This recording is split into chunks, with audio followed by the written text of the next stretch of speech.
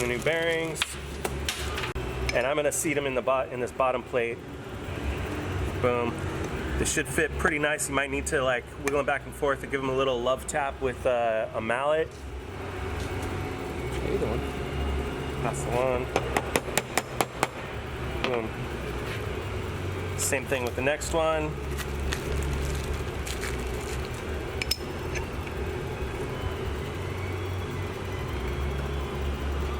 Seats in there. Okay. At this point, I'm going to take the roller with the long shaft. That's going to go in the upper left. Oops.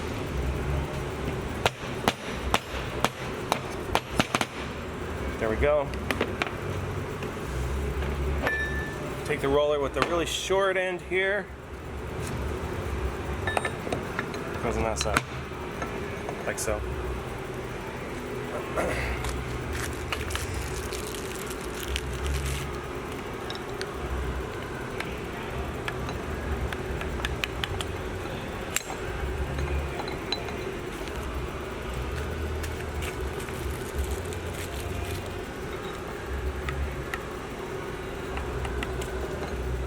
Okay, we've got bearings on the top rollers.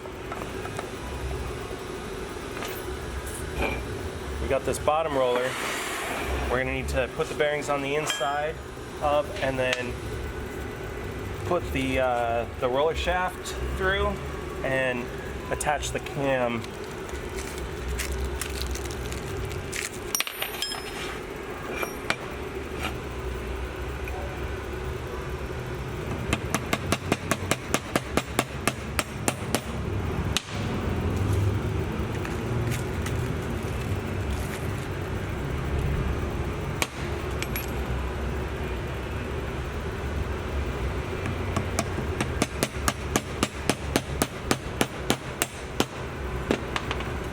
Boom, like so. So now I'm going to take, if you're looking at the bottom roller shaft, there's 3 pinholes. I'm going to take the side with there's one side that has 2, one side that has 1. I'm going to take the side with the 1, slide it in, just drop it through, like so. Included in the kit, there should be 5 pins. I'm going to take the 2 skinny 1/8" pins, the short ones, and use those for putting the cams in place. So looking at the 2 widths of the cam lobe, the cam itself, I'm going to use the skinny end,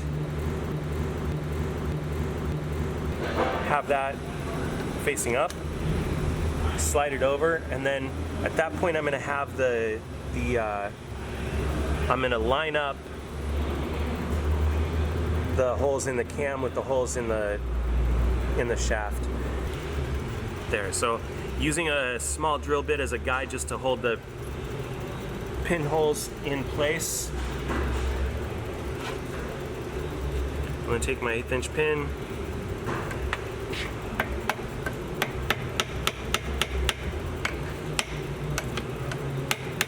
so after getting the pin in, I'm going to use, I've got this drill bolt, this bolt that I just ground off to use as basically just a punch. And I'm just going to flush it.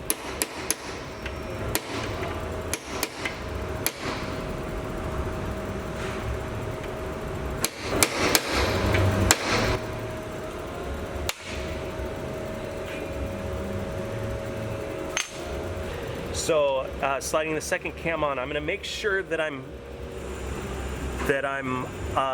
aligning the 2 cam lobes.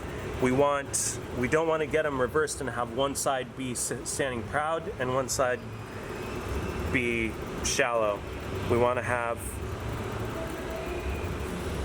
them lined up. So here I've got the shallow side of the cam, the shallow side of the cam.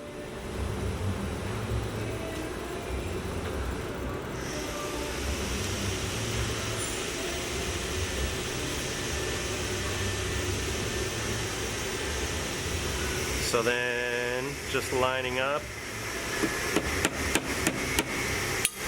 Oh, well.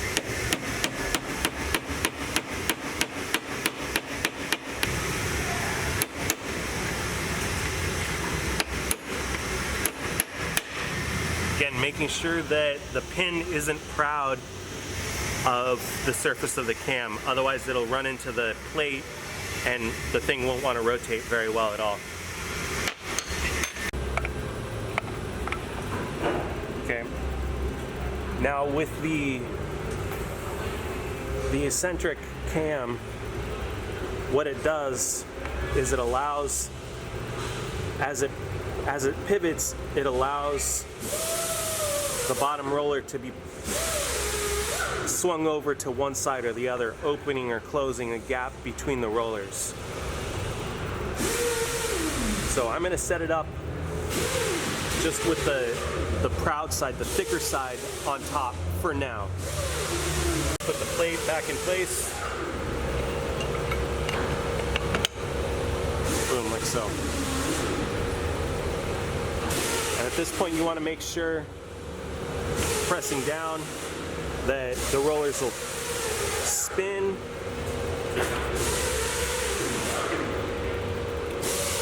All right. Plate back onto the support.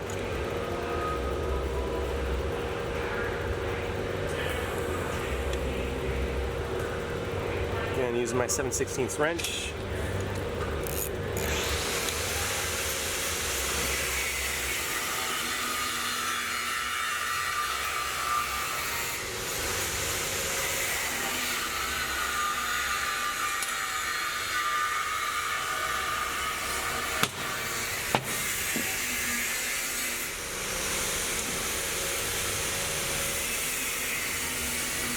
Tighten those up.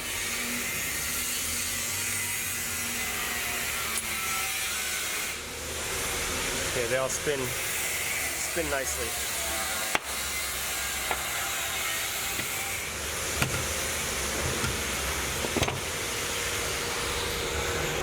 So from here we've got the two shafts that are going to get the gears put on and the one shaft that's going to get the adjustment wheel put on. I'm going to take the thing and just set it down on the table flush. Take my gears, slide those in place.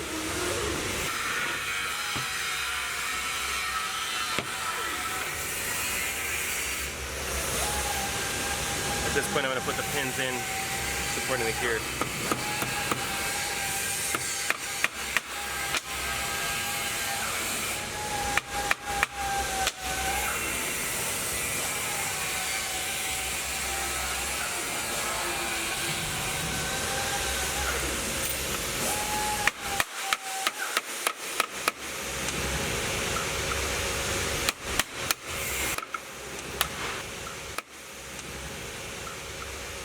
Okay, put the second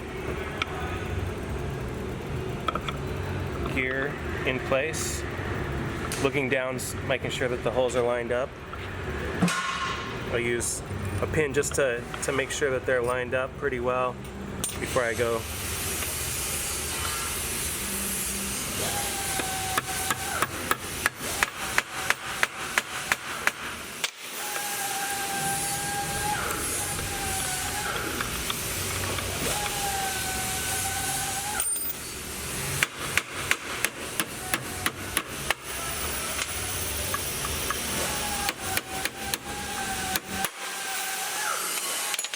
Okay, gears in place. We'll flip it over. So at this point, before we put the adjustment wheel on, we're gonna set the roller where we want our start position to go from. So I'm gonna put it back up on my block.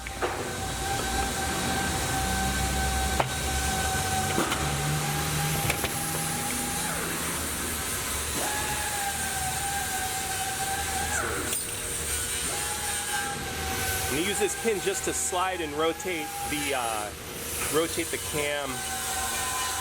Now, in the rebuild kit, you should have a piece of shim stock This is precision shim stock. It set to 0.35 of an inch. So we're going to use that. You'll just take it and slip it in between the left upper roller and the cam and the bottom roller.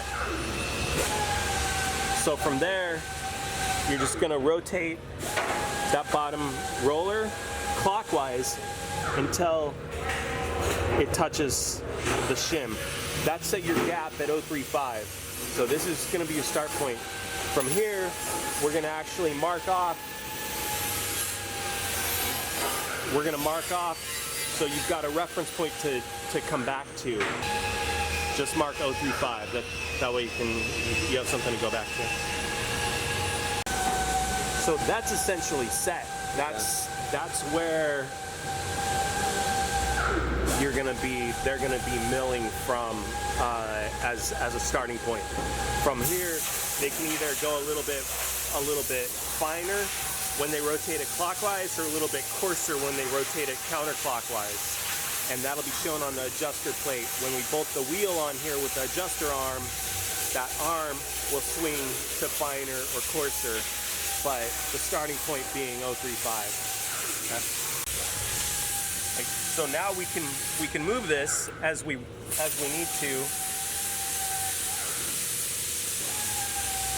Come on. Just to be able to get that pin in, but then we'll move it back.